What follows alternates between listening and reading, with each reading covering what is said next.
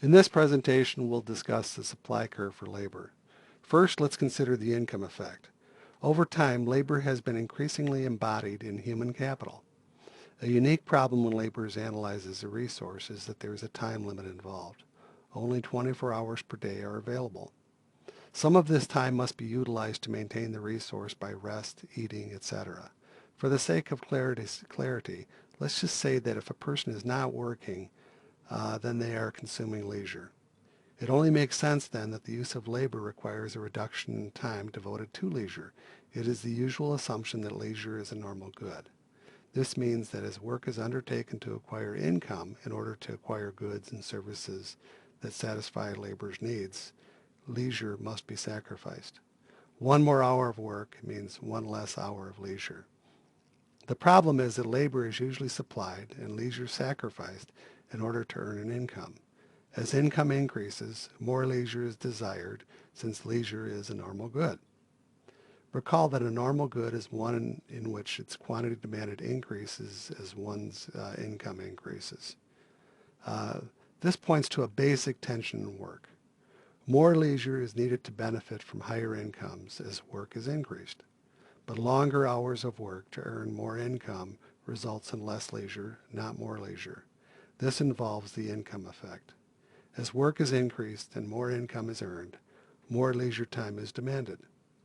Thus, in terms of the income effect, if labor's rewards or real compensation per hour is increased, the worker would supply less labor, not more labor, in order to satisfy the increased demand for leisure. Now let's take a look at the substitution effect. The other factor impacting the supply of labor is the substitution effect. In consumer theory, the substitution effect is nearly always dominant and swamps the income effect, even for inferior goods. Now, in labor theory, the case for the dominance of the substitution effect is not quite so clear. If leisure is a normal good, then it seems that work must be an inferior good. Having said that, work is required to obtain income. When we speak of the substitution effect in the supply of labor, we are referring to the relationship of the quantity supplied of labor to the real compensation per hour, or the compensation rate.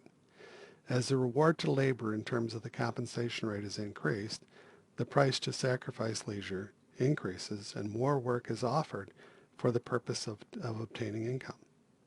Income may be subject to diminishing returns, as egalitarians often argue.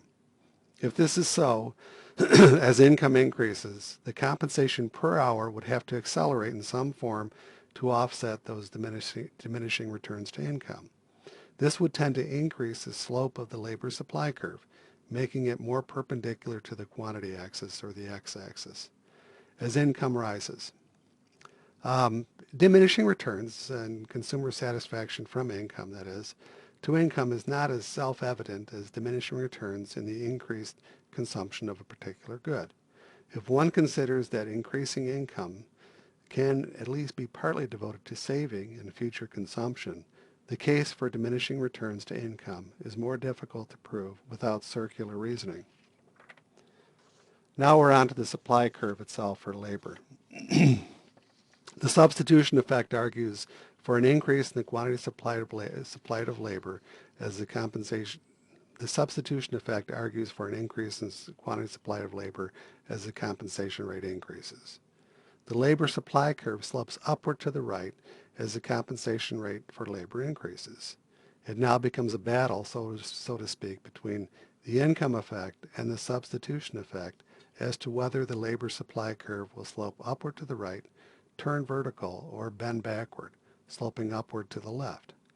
Remember that a demand or supply curve refers to a period of time period. As time passes, the relationship can change.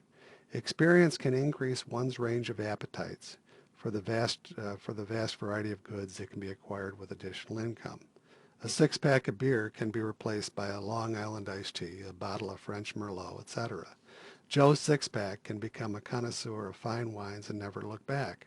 For some, marriage, station in life, etc., can increase one's range of preferences beyond that of the single state. For others, perhaps not,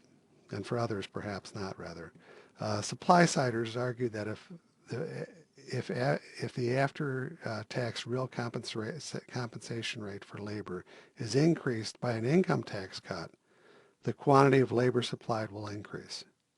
They also argue this for the quantity supplied of financial capital as the after-tax rate of return increases. They argue that if income tax rates are reduced,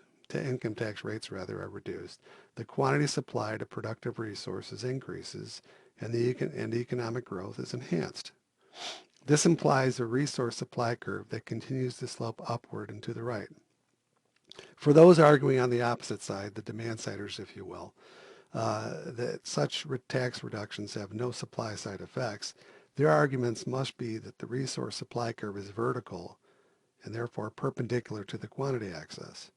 Again, for the ones arguing that such reductions will reduce the quantity supplied of the resource supply curve will increasingly steepen, sloping upward to the right, and it will eventually slope to the left or bend backward.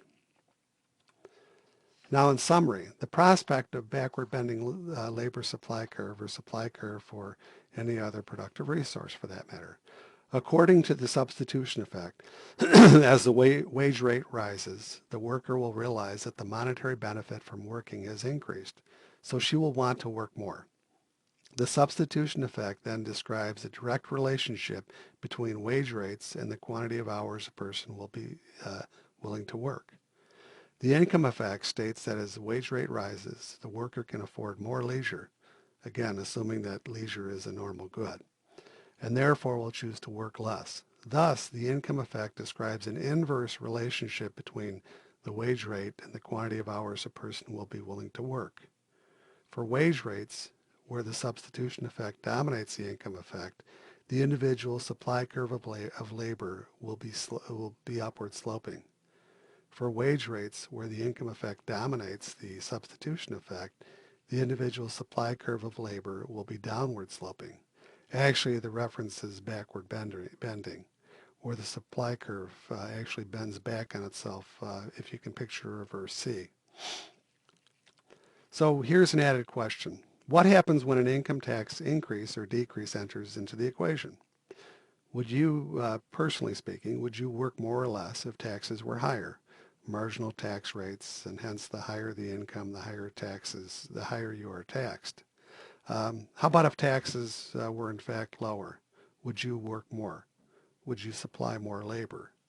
So again, leisure and the connection to the supply of labor is very important. One final thought here.